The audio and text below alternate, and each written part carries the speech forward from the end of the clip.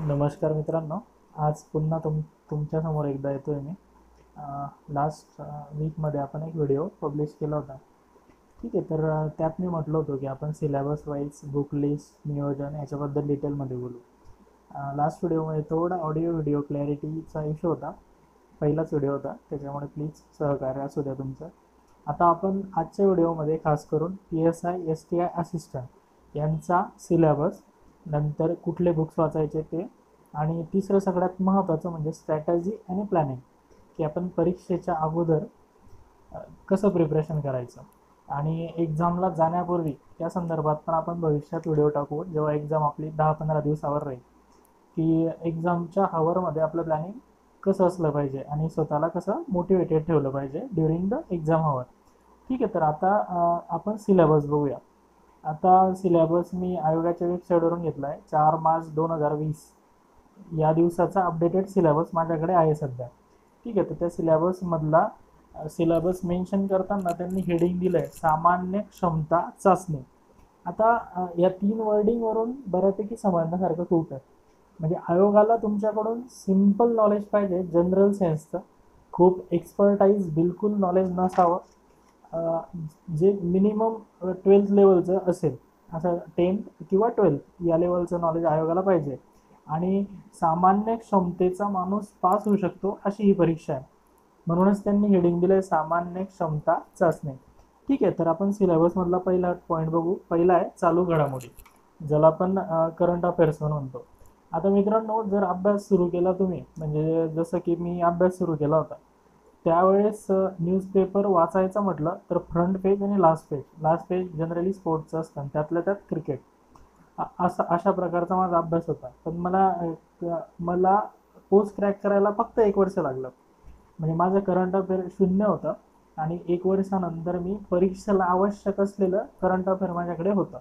ठीक आहे, तर परीक्षेला आवश्यक काय ते बघू आपण. आता तुमच्या सिलेबसमध्ये हेडिंग असं आहे की जागतिक तसेच भारतातील चालू घडामोडी. ठीक आहे, आता आता याच्यामध्ये महाराष्ट्र हा शब्द नाही. ठीक आहे, जग आणि भारत असे 2 शब्द आहे. तर आपल्याला खास करून सगळ्यात जास्त फोकस करायचं आहे वर्ल्ड आणि इंडिया.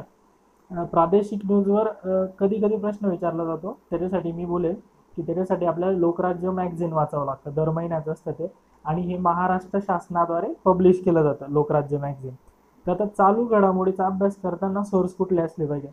सगळ्यात महत्त्वाचं पहिलं म्हणजे तुम्ही टी व्ही बघत असता, सह्याद्री चॅनल असतं. सह्याद्री चॅनलला 9:30 वाजता बातम्या लागतात. त्या बातम्या न चुकता बघायच्या. तुमचा जेवणाचा टाईम म्हणजे 9:30 असला पाहिजे. 9:30 ते 10 मध्ये या बातम्या असतात आणि या बातम्यांमधले बीट्स खूप महत्त्वाचे असतात. दुसरं, NewsOnAir.com, ऑल इंडिया रेडिओची वेबसाईट आहे NewsOnAir.com. आता याच्यामध्ये दिवसभरात बऱ्याच टाईपच्या न्यूज असतात. तर तुम्हाला News@9, ज्या की रोजच्या रोज पब्लिश होत असतात रात्री 9 वाजता, ह्या न चुकता ऐकायच्या आहे. 15 मिनिटाच्या असतात त्या. इंग्लिश हिंदी दोघांमध्ये असतात. तुमच्या कम्फर्टनुसार तुम्ही डाउनलोड करू शकता किंवा ऑनलाईन ऐकू शकता. डाउनलोड केल्याचा फायदा असा आहे की कदाचित तुम्हाला वेळ नाही भेटला तर भविष्यात तुम्ही ऐकू शकता.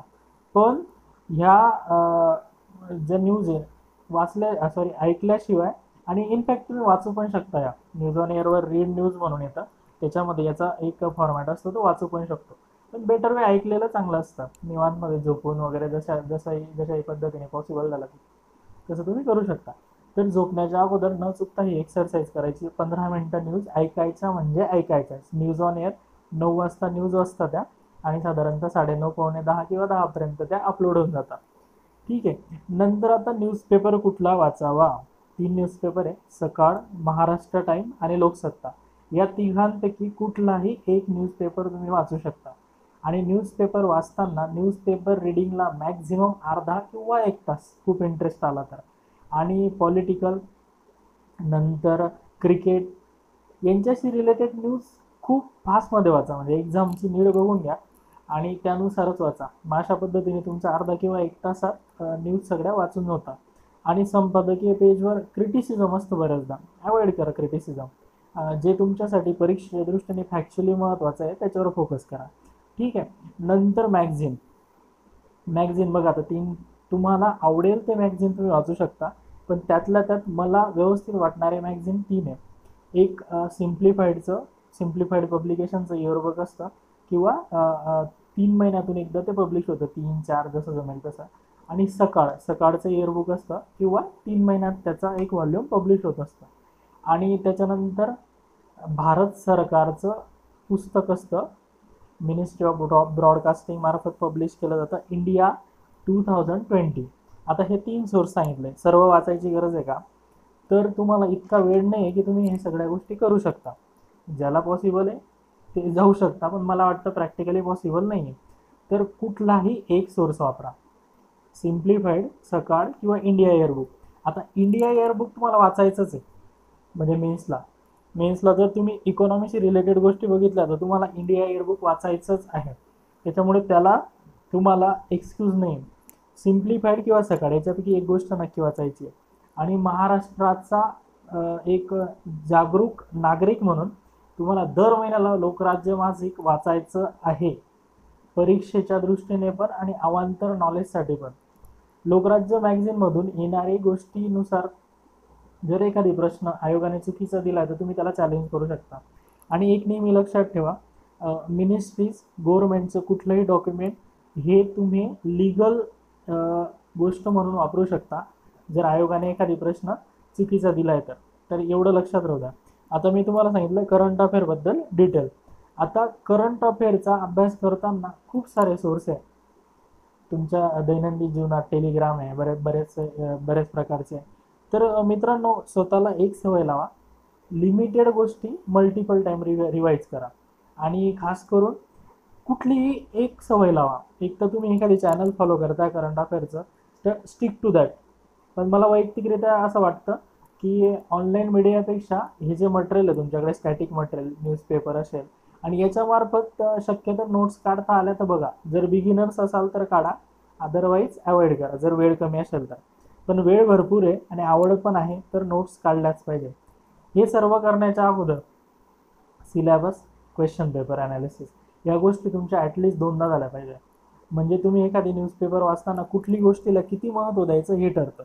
ठीक आहे, तर हे झालं करंट अफेअर. आता दुसरा सिलेबसमधला टॉपिक आहे तुमचा नागरिकशास्त्र. आता सिलेबसमध्ये काय दिलं आहे, भारताच्या घटनेचा प्राथमिक अभ्यास, राज्य व्यवस्थापन कंसात प्रशासन, ग्रामीण व्यवस्थापन, ग्राम व्यवस्थापन कंसात प्रशासन. मग आता याचा अभ्यास करताना खास करून फोकस कशावर द्यायचा आहे तुम्हाला? एकतर शहरी आणि ग्रामीण या दोघांचं प्रशासन याला एक पर्टिक्युलर वेटेज आहे, आणि राज्यघटनेचा बेसिक अभ्यास हे प्रिलियमसाठी. आता हे करताना कुठलं पुस्तक छान राहील तुम्हाला अभ्यास करताना? तर हे बघा, जे इंग्लिशशी कम्फर्टेबल आहे त्यांनी एम लक्ष्मीकांत वाचलं पाहिजे. आणि एम लक्ष्मीकांत पूर्ण वाचायचं आहे का? तर बिलकुल नाही. ठीक आहे, प्रिलियमसाठी. मेन्सला आपल्याला वाचावं लागणार, ते आपण मेन्सच्या वेळेस बघू. सध्या प्रिलियम पास होणं खूप गरजेचं आहे आणि आपण सध्या प्रिलियमवरच फोकस करू. त्याचं कारण असं की प्रिलियम पास झाले म्हणजे सक्सेसच्या तुम्ही खूप जवळ असता. आणि MPSC थ्रू सिलेक्शन प्रोसेसमधली प्रिलियम ही सगळ्यात क्रुशियल स्टेज आहे. प्रिलियममध्ये मॅक्झिमम लोक गाळले जातात. 98 to 99% are failures in prelim. ठीक आहे, तर प्रिलियम करण्यासाठी 2 पैकी कुठलंही एक पुस्तक सिलेबसनुसार. हे तुम्हाला कसं समजेल की कुठलं चॅप्टर वाचायचं आहे? त्याच्या अगोदर तुमचा ॲनालिसिस झाला पाहिजे की आतापर्यंत आलेले आयोगाचे क्वेश्चन, की कुठला क्वेश्चन कुठल्या टॉपिकवर जास्त फोकस केलं जातं. जर तुम्ही ऑब्झर्व केलं तर तुमच्या असं लक्षात येईल की खूप सारे टॉपिक रिपीट होत जातात. जसं की घटनेचा प्रारंभिक अभ्यास, नंतर वेगवेगळे कायदे ब्रिटिश शासनाच्या काळातले, नंतर पंतप्रधान, राष्ट्रपती, मुख्यमंत्री, राज्यपाल, नंतर न्यायव्यवस्था, नंतर तुमच्या वेगवेगळ्या प्रकारच्या घटनात्मक संस्था किंवा बिगर घटनात्मक संस्था यांच्याबद्दल प्रश्न विचारले जातात. तर याचं तुम्ही स्वतः प्रॉपर ॲनालिसिस करा. हे करण्यासाठी सिलेबस आणि प्रिव्हियस इयर क्वेश्चन पेपर आयोगाचेच असले पाहिजे. ठीक आहे, एवढं लक्षात ठेवा.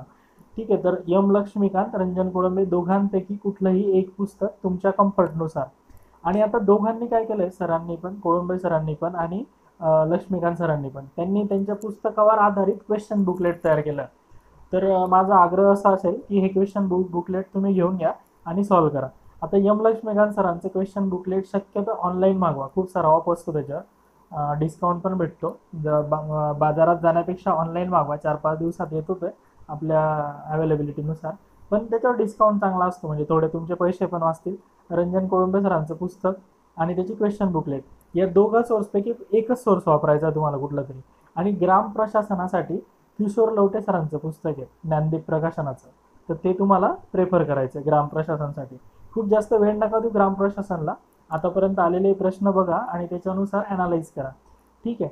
आणि आता अजून एक इंटरेस्टिंग गोष्ट सांगायची म्हणजे, आम्ही जेव्हा अभ्यास करायचो तेव्हा एकनाथ पाटील सरांचा ठोकळा खूप फेमस होता, ज्याला आपण तात्याचा ठोकळा म्हणतो. आणि मित्रांनो, अजूनही एक्झामला जाण्याच्या अगोदर काही ठरलेल्या गोष्टी की आम्ही त्याच्यातून रिवाईज करतो. खूप छान म्हणजे एकदम प्रॉपर मांडणी केलेली गोष्टींची.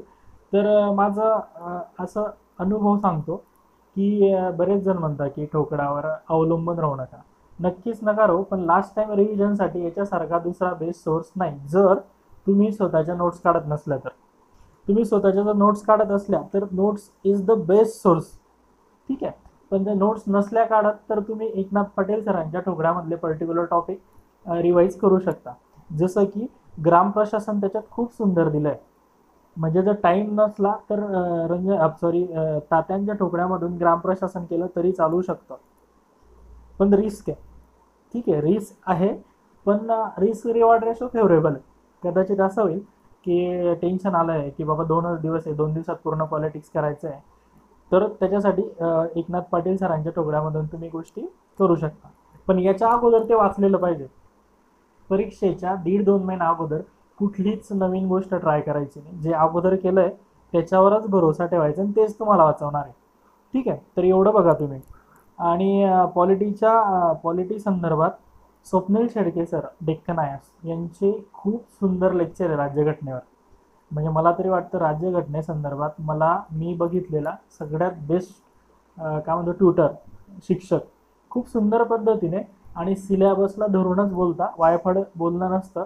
तर त्यांचे काही लेक्चर जनरल पब्लिकसाठी अवेलेबल आहे, ते तुम्ही बघू शकता. काही त्यांचे प्रायव्हेट आहे, त्याबद्दल आपण प्रायव्हेटबद्दल ते तुमचा वैयक्तिक प्रश्न आहे. पण ते जे जनरल पब्लिकसाठी अवेलेबल आहे ते लेक्चर जरूर बघा राज्यघटनेसंदर्भात. नंतर आता पुढचा विषय आहे इतिहास. आता इतिहासाचा अभ्यास करताना वेगळाच कॉन्फिडन्स येतो, खूप छान वाटतं. म्हणजे कुठलंही पुस्तक घेतलं वाचायला तर बऱ्यापैकी लोक सुरुवात याच्यापासूनच करतात. इतिहासासंदर्भात मी एक गोष्ट जरूर सांगेल, इतिहासावर गरजेपेक्षा जास्त प्रेम करू नका. इतिहास तुम्हाला पेपराला आउटपुट जे देतं ते पाहिजे तितकं फेवरेबल नसतं. म्हणजे कदाचित तुम्ही 5-6 मार्केटमधले अवेलेबल मोठे 1000-1500 पेजेसचे पुस्तकं वाचले आणि आयोगाने ठरवलं की तुमचं उत्तर चुकवायचंच आहे, तर तो बरोबर चुकवतो आयोग. तेवढी त्यांची काय म्हणतं आपण, तेवढी इम्युनिटी आयोगाकडे. आयोग ठरवलं की यांचं चुकवायचं तर आयोग चुकवू शकतं. तर मला वैयक्तिकरित्या असं वाटतं की इतिहासासाठी तुमचा टॉपिकच असा आहे आधुनिक भारताचा, विशेषतः महाराष्ट्राचा इतिहास. तर याच्यामध्ये बेसिक बुक 5वी ते 12वी पर्यंत, आणि जे इंग्लिशशी कम्फर्टेबल असतील ते NCERT. आणि ह्या बेसिक बुकमधले पण जर एखाद्याला वाटलं की टाईम खूपच कमी आहे तर त्यातल्या त्या 3 पुस्तकं, एक 5वीचं पुस्तक, एक 8वीचं पुस्तक आणि एक 11वीचं पुस्तक. हे बोलतोय मी जुन्या सिलेबसचं. आता नवीन सिलेबसमध्ये वेगळे पुस्तक आले आहे, दोघांचं कंपॅरिझन करायचं, जे नवीन टॉपिक आहे तेच वाचायचे. आणि बेसिक बुक्स जे बिगिनर असतील ते अभ्यास करताना त्यांच्या अगोदर काय केलेलं पाहिजे, सिलेबस आणि क्वेश्चन पेपर ॲनालिसिस हे केल्यानंतरच बेसिक बुक्सवर जा. त्याचं कारण असं की कुठले टॉपिक जास्त महत्त्वाचे ते क्लिअर होतं आणि नोट्स काढायला सोपं जातं. बिगिनर्सला माझा आग्रह असेल की नोट्स आताच काढून ठेवा. जे अंडर ग्रॅज्युएट असतील, 2-3 वर्षानंतर एक्झाम देत असतील, तर त्यांनी बेसिक बुक्सच्या सिलेबस वाईज आतापासूनच नोट्स काढून ठेवलेल्या योग्य राहतील. हे झालं बेसिक बुक्स आणि NCERT. नंतर रेफरन्स बुक कुठलं वाचावं. आता खूप सारे पुस्तकं आहे मार्केटमध्ये. जर तुम्ही अगोदर कुठलं पुस्तक रेफरन्स म्हणून वाचलं असेल तर हरकत नाही, त्याच्यासोबतच तुम्ही कंटिन्यू राहा.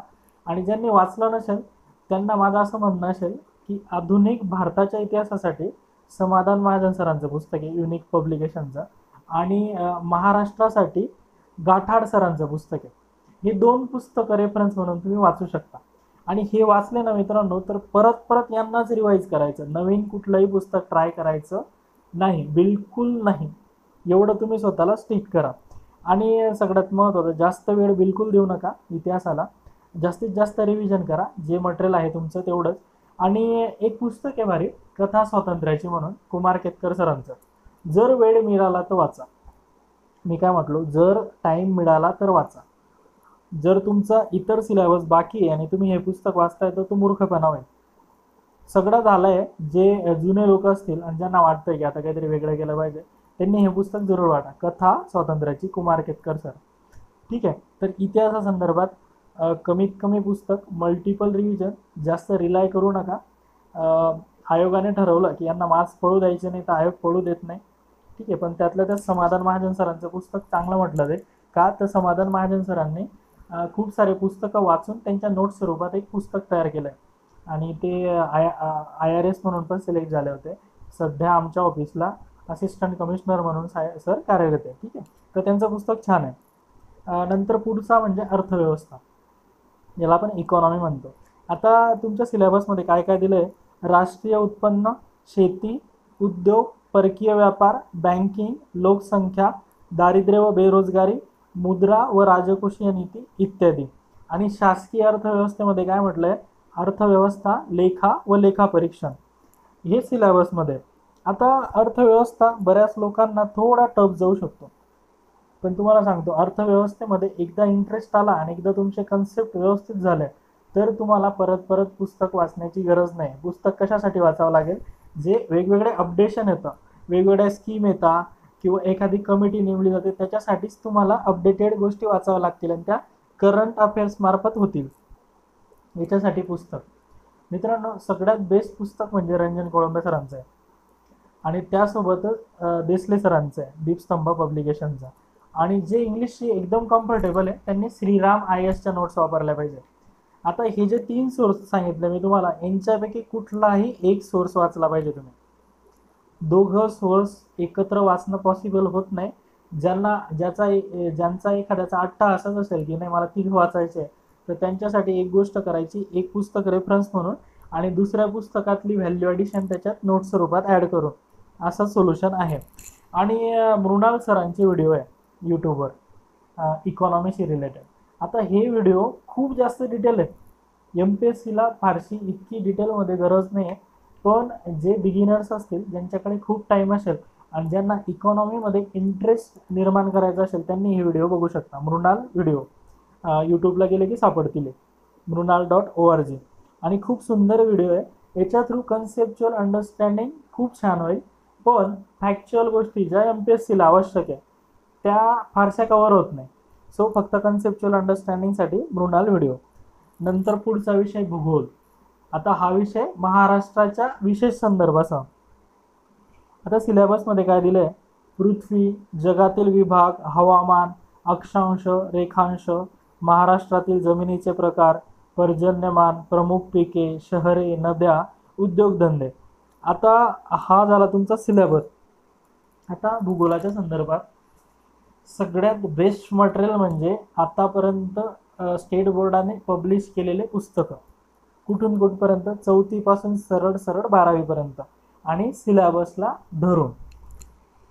आता 4थीचं जे पुस्तक आहे जुन्या सिलेबसमध्ये, ते खास करून महाराष्ट्रासाठी होतं. हे तर बेस्ट पुस्तक आहे, म्हणजे या पुस्तकाची ओढानोड तुमची पाठ झाली पाहिजे. आणि त्यासोबतच 9वीचं पुस्तक आहे न्यू सिलेबसनुसार, ते पण महाराष्ट्राशी रिलेटेड आहे. दोघं कम्पेअर करा, जुन्या सिलेबसमधले पुस्तकं, नवीन सिलेबसमधले पुस्तकं, आणि दोघांच्या एक सुंदर नोट्स बनवून टाका. एकदा का तुम्ही सुंदर नोट्स बनवल्या की त्या नोट्स म्हणजे तुमचा खूप चांगला कॉन्फिडन्स बिल्डअप करतील. जे जुने मंडळी असतील, ज्यांनी कधी नोट्स काढल्या नसतील, त्यांच्यासाठी हे पुस्तकं परत परत रिवाईज करणं, आणि हे पुस्तकं परत परत रिवाईज झालेच पाहिजे. बिलकुल कंटाळा करायचा नाही की यार 5वीचं पुस्तक कुठे असतंय, 4थीचं पुस्तक का वाचायचं. तर 4थीच्या पुस्तकातून कधी कधी 3-4 प्रश्न येतात 15पैकी, जर तुम्ही प्रॉपर ॲनालाइज केलं तर. आता पुस्तकं कुठले वाचायचे? आता भूगोलाचा अभ्यास करताना नेहमी एक गोष्ट तुमच्यासोबत असली पाहिजे, एक तर नवनीतचा ॲटलास, आणि जे इंग्लिशशी कम्फर्टेबल असतील त्यांनी ऑक्सफर्डचा ॲटलास.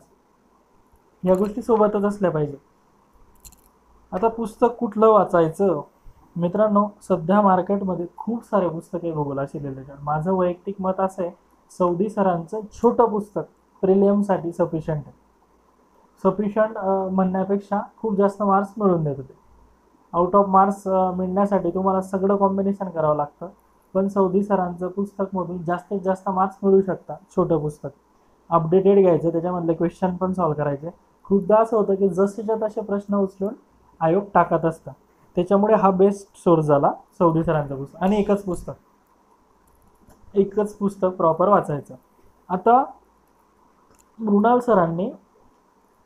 सरांनी त्यांच्या अकॅडमी मार्फत जॉग्राफीचे पण लेक्चर पब्लिश केले आहे. एक मॅडम आहे, त्या जॉग्राफीचे लेक्चर घेता. कन्सेप्च्युअल अंडरस्टँडिंगसाठी हे लेक्चर तुम्ही बघू शकता, पण टाईम असला तरच. अदरवाईज फिजिकलशी रिलेटेड म्हणजे भौतिकशी रिलेटेड जॉग्राफी तुम्ही तुमच्या बेसिक बुक्समधूनच करा. जे इंग्लिशशी कम्फर्टेबल आहे त्यांनी 11वीचं फिजिकल जॉग्राफी ऑफ इंडिया, फिजिकलसाठी बेस्ट बुक. खूप जास्त प्रश्न याच्यातून येतात फिजिकल जॉग्राफी ऑफ इंडिया. आणि मराठीमध्ये सुद्धा 11वीचं तसंच पुस्तक आहे. ठीक आहे, तर या गोष्टी तुम्ही भूगोलासाठी करू शकता. भूगोल हा विषय जास्तीत जास्त मार्क्स देणार आहे. आपण सगळं झाल्यावर बोलूयात की कुठल्या विषयावर किती आपण डिपेंड राहायचं. त्याच्यानंतर सगळ्यात कंटाळवाणा किंवा आळशी वाटेल असा विषय सामान्य विज्ञान. आता सामान्य विज्ञानमध्ये भौतिकशास्त्र, फिजिक्स, रसायनशास्त्र, केमिस्ट्री, प्राणीशास्त्र, झुऑलॉजी, वनस्पतीशास्त्र, बॉटनी, आरोग्यशास्त्र, हायजीन इतके टॉपिक तुमच्या सिलेबसमध्ये दिले आहे. आता काय करायचं, स्टेट बोर्डाचे पुस्तकं 5वी पासून 10वी पर्यंत घ्यायची. 5वी पासून 10वी पर्यंतचे पुस्तकं सगळ्यात बेस्ट सोर्स आहे विज्ञानाचा. सगळं व्यवस्थित वाचायचं 5वी ते 10वी. आणि जर खूप कमी वेळ असला तर ॲटलिस्ट 8वी ते 10वी. याच्यासोबतच काय करायचं, 11वी आणि 12वीचं बायोलॉजीचं पुस्तक आहे. बायोलॉजी म्हणजे काय, जे की आपल्या ओव्हरऑल याच्याशी संदर्भात आहे बायोलॉजी. ठीक आहे, भौतिकशास्त्र म्हणतो आपण त्याला. भौतिकशी सगळ्या गोष्टी रिलेटेड आहे. ठीक आहे, बायोलॉजीचा व्यवस्थित अभ्यास करा. बायोलॉजीवर खूप जास्त प्रश्न विचारले जातात. ठीक आहे, तर बायोलॉजीला खूप जास्त प्रेफरन्स द्या. आणि बायोलॉजीचा अभ्यास करताना इंग्लिश लँग्वेजलाच प्रेफर करा. जे मराठीचं काही नसतं की मराठीतच वाचेल व इंग्लिशबद्दल खूपच भीती असेल त्यांनी मराठी केलं तरी काय हरकत नाही. आता जे इंग्लिशशी कम्फर्टेबल असतील त्यांनी 5वी ते 12वीपर्यंत NCERT. आणि अनअकॅडमीचे रोमन सैनी सर आहे, त्यांचे सुरुवातीला त्यांनी जेव्हा अकॅडमी सुरू केली होती तेव्हाचे व्हिडिओ, आत्ताचे नाही. सुरुवातीला रोमन सैनी सर स्वतः जे व्हिडिओ कंडक्ट करायचे ते व्हिडिओ तुम्ही बघितले पाहिजे. अनअकॅडमी NCERT 5वी ते 12वीशी रिलेटेड त्यांचे काही व्हिडिओ आहे, म्हणजे 6वी 7वी 2-3च वर्गांसाठी त्यांनी काढले, पण छान व्हिडिओ होते, ते तुम्ही बघितले पाहिजे. आणि आता एवढ्यावरच डिपेंड राहायचं तर का राहिलं तर हरकत नाही, पण ज्यांना वाटतंय की काहीतरी पुस्तक अजून पाहिजे त्यांच्यासाठी जनरल सायन्स सचिन बस्के सरांचं पुस्तक छान आहे. अपडेटेड पुस्तक घ्या. ज्यांना मराठी वाटतं त्यांनी सामान्य विज्ञान, आणि ज्यांना इंग्लिश कम्फर्टेबल आहे ते जनरल सायन्स. तर हे झालं विज्ञान. नंतर पुढे सगळ्यात इंटरेस्टिंग विषय म्हणजे बुद्धिमत्ता व अंकगणित. आता बुद्धिमापनासाठी अनिल अंकलकी आणि वाना दांडेकर ह्या दोघं पुस्तकं व्यवस्थित करायचे. मराठीमध्ये दोघं पण, ते काही अडचण नाही आहे. गणितासाठी वाना दांडेकर सरांचंच पुस्तक आहे आणि मोखलीकर सरांचं पुस्तक आहे. ते गणिताची गुरुकिल्ली म्हणून मोखलीकर सरांचं पुस्तक आहे. तर हे दोघं पुस्तकं गेले तरी काही हरकत नाही. बुद्धिमत्तेसाठी वाना दांडेकर, अनिल अंकलकी. गणितासाठी मोखलीकर सर आणि वाना दांडेकर. आणि इंग्लिशचे जे कम्फर्टेबल आहे त्यांनी RS अग्रवालचे बुद्धिमत्ता आणि गणित याच्याशी रिलेटेड बुक्स केले पाहिजे. आता गणित आणि बुद्धिमापन याच्या संदर्भात जर बघितलं तर खूप साऱ्या मुलांच्या मनात भीती असते. मला असं वाटतं गणित कदाचित अवघड जाऊ शकतं, पण बुद्धिमत्ता सर्वांना सोपं जाईल जर त्यांनी प्रॉपर प्रॅक्टिस केली तर. प्रॅक्टिससाठी एक महत्त्वाचं, यूट्यूबवर खूप सारे व्हिडिओ आहे. एखादी ट्युटर जो शिक्षक म्हणू आपण त्याला, जर त्याचे व्हिडिओ तुम्हाला चांगले वाटत असतील तर ते बघा. आपण बघू भविष्यात कसं जमतं तसं आपण टाकण्याचा प्रयत्न करू. पण सध्या बुद्धिमापनासाठी मी जे 2 पुस्तकं सांगितले, अनिल अंकलकी आणि वाना दांडेकर, या पुस्तकामधून टॉपिक वाईज प्रॅक्टिस करायची. आणि तसंच गणितासंदर्भात पण गणितापेक्षा बुद्धिमत्तेला जास्त प्रेफरन्स द्या. गणिताचे काही प्रश्न असे असतात की खूप टाईम कन्झ्युमिंग असतात, आणि खूपदा असं होतं की खूप वेळ जाऊन पण उत्तर येत नाही. सो बेटर वेट, टाईम हा सगळ्यात महत्त्वाचा फॅक्टर आहे. तुम्हाला 100 प्रश्न 1 तास, आणि त्यात पण गणिताचे 15 प्रश्न असतात, गणित बुद्धिमत्ता मिळून 15-16. त्याचं नियोजन कसं करायचं ते आपण शेवट बोलू. पण सध्या महत्त्वाचं म्हणजे काय, गणित आणि बुद्धिमापनाची प्रॅक्टिस करताना टाईम लावून पेपर सोडवणे. 1 तासात 15 प्रश्न गणिताचे, उरलेले 85 मार्काचे इतर प्रश्न, असंच ॲनालाइज करून तुम्ही पेपर सोडवायचा आहे. मग तुमच्या लक्षात येईल की प्रेशरमध्ये गणित बुद्धिमत्ता कसा टॅकल करायचा. तर याच्यासाठी सिंपल गोष्ट अशी की 15 पैकी 7-8 प्रश्न जे सहज येत आहे तेच सोडवायचे. उरलेले 8 प्रश्न, 7 किंवा 8 प्रश्न सगळा पेपर सोडून झाल्यावर टाईम मिळाला तर सोडवायचा. खूप साऱ्या मुलांना गणिताबद्दल प्रचंड भीती असते. काहीच हरकत नाही, गणिताला 5-6 प्रश्न येतात, त्याच्यापैकी 2-3 जरी सोडवले तरी चालू शकतं. आणि बुद्धिमत्तेचे जास्तीत जास्त प्रश्न सोडवण्याचा तुम्ही प्रयत्न करायचा. तर पुस्तकं मी सांगितले तेच करायचे, बाकी नाही केलं तरी काय हरकत नाही. आणि इंग्लिश जे कम्फर्टेबल आहे त्यांनी आर एस अग्रवाल सरांची पुस्तकं म्हणजे एकदम भारी आहे. ठीक आहे, तेवढे केले तरी सफिशियंट आहे. आणि याच्या संदर्भात असलेली बेस्ट प्रॅक्टिस म्हणजे टाईम लावून पेपर सोडवणे. टाईम बाउंड प्रॅक्टिस करायची की नाही बाबा हा प्रश्न सोडवायला मला किती वेळ लागतोय, आणि कदाचित मी हा प्रश्न सोडून इतर प्रश्न सोडवले तर इतक्या टायमामध्ये किती प्रश्न होतील, हे तुम्ही स्वतःचं सेल्फ ॲनालिसिस करा. तुमच्या असं लक्षात येईल की काही प्रश्न असे आहे की लगेच सुटतात, काही प्रश्न असे की टाईम लावून पण सुटत नाही, आणि ते न सुटल्यामुळे त्याच्या पुढचे 4-5 प्रश्न हॅम्पर होतात. त्याच्यामुळे बेटर वे टाईम लावून पेपर सोडवा आणि स्वतःचं ॲनालिसिस करा, आणि तुम्हाला लक्षात येईल की प्रश्न वाचल्याबरोबर काही प्रश्न तुम्हाला सोडवता येतील का नाही हा डिसिजन पहिल्या 2-3 सेकंदात होऊ शकतो. तर हे प्रॅक्टिस नंतर तुम्हाला होऊ शकतं. ठीक आहे, तर बेस्ट प्रॅक्टिस इज टाईम लावून पेपर सोडवणे आणि इंटरनेटचा सिलेक्टिव्ह वापर. काही जे बेस्ट ट्युटर असतील त्यांचे लेक्चर तुम्ही बघू शकता. ठीक आहे, आता आपण खूप सारे सब्जेक्ट बघितले आणि सिलेबसला धरून बघितले. आता समजा सगळे तुम्ही नवीन आहे, तर तुमची पहिली स्टेज काय असली पाहिजे अभ्यासाची, syllabus, previous year question paper. याला तुम्ही कमीत कमी, जे एकदम बिगिनर आहे त्यांच्यासाठी बोलतोय मी, त्यांनी कमीत कमी 1 ते 2 महिने याच्यासाठी दिले पाहिजे. सिलेबस पाठ झाला पाहिजे, प्रिव्हियस इयर क्वेश्चन पेपर 2दा वाचून झाले पाहिजे. फक्त प्रश्न उत्तर का आलं काय आलं याच्याशी आपल्याला काही घेणं देणं नाही, फक्त ऑप्शन काय आहे सगळं बघून घ्यायचं, म्हणजे जेणेकरून तुम्ही पुस्तक वाचताना तो टॉपिक आल्यावर तुमची इफिशियन्सी हाय होईल. नंतर जे जुने लोक असतील त्यांच्या ह्या गोष्टी सगळ्या झालेल्याच असतील आपण असं गृहीत धरू. दुसरी गोष्ट बेसिक बुक्सचं प्रिलियम पास होण्यामध्ये 50% कॉन्ट्रीब्युशन.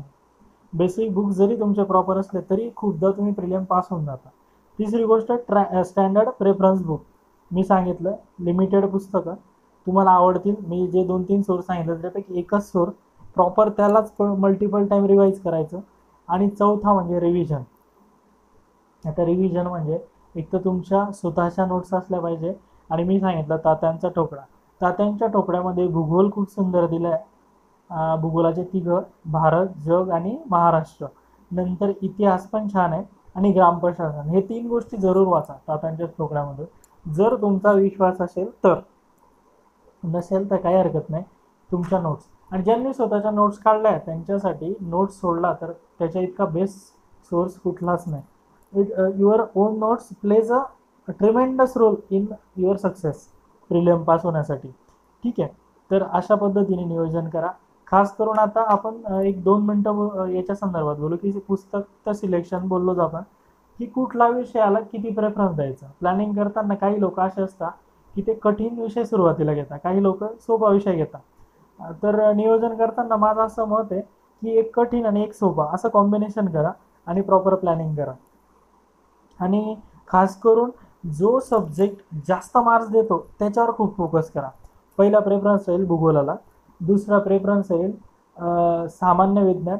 पण जे आर्ट्स फॅकल्टीचे असेल, ज्यांच्या मनात प्रचंड भीती असेल, त्यांनी सामान्य विज्ञानाबद्दल फक्त मिनिमम गोष्टी करून ठेवा. 2-3दा वाचा, आणि वाचताना तुमच्या बुद्धीला सांगा की बाबा हे सगळं लक्षात राहणार आहे माझ्या, काही झालं तरी.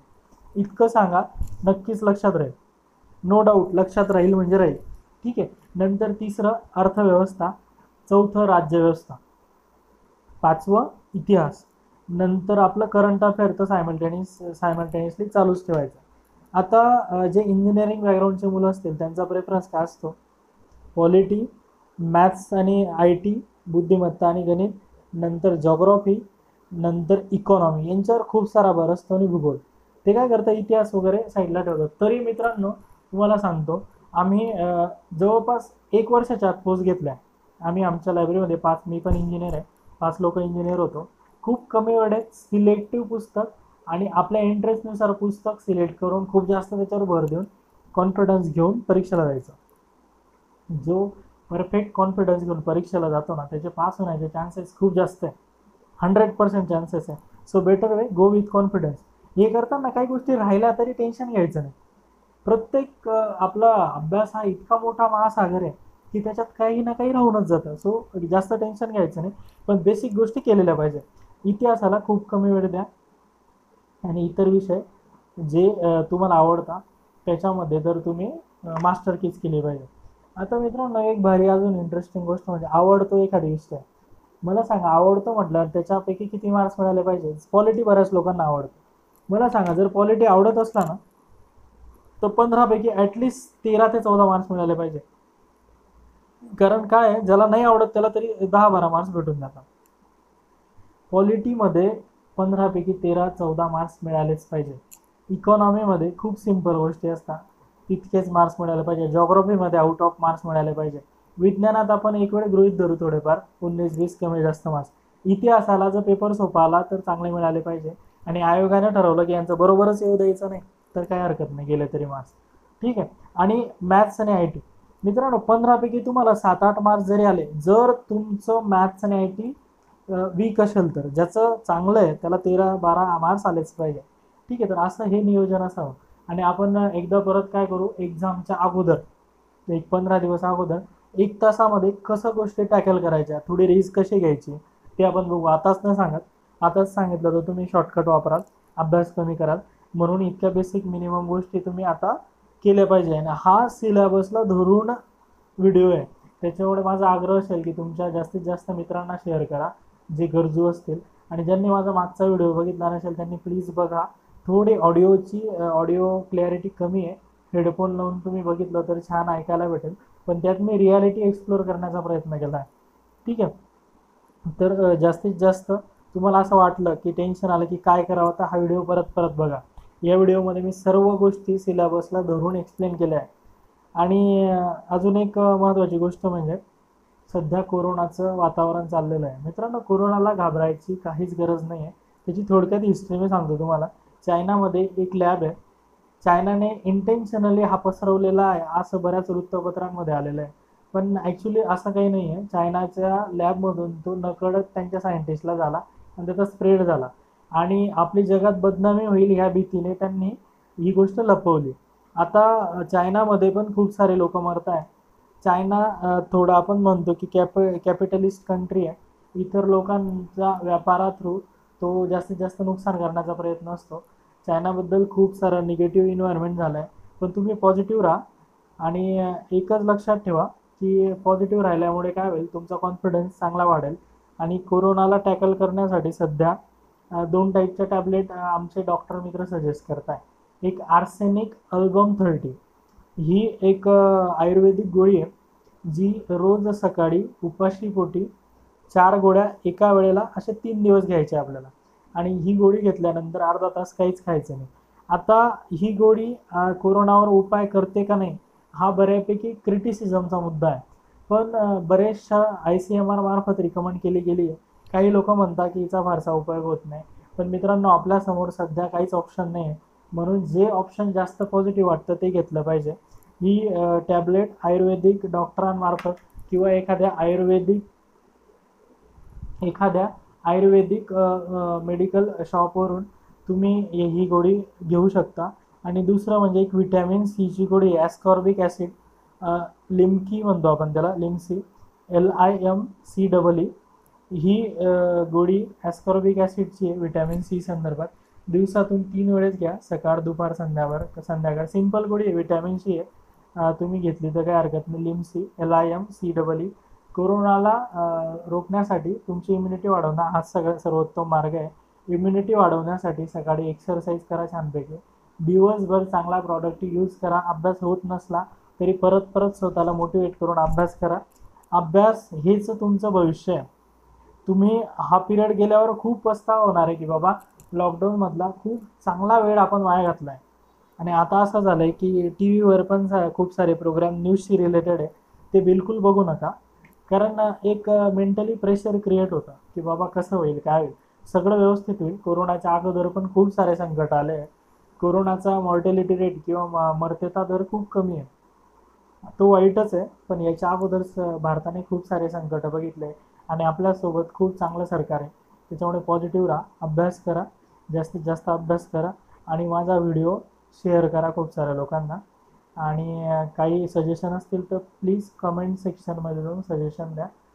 ठीक आहे, धन्यवाद, थँक्स.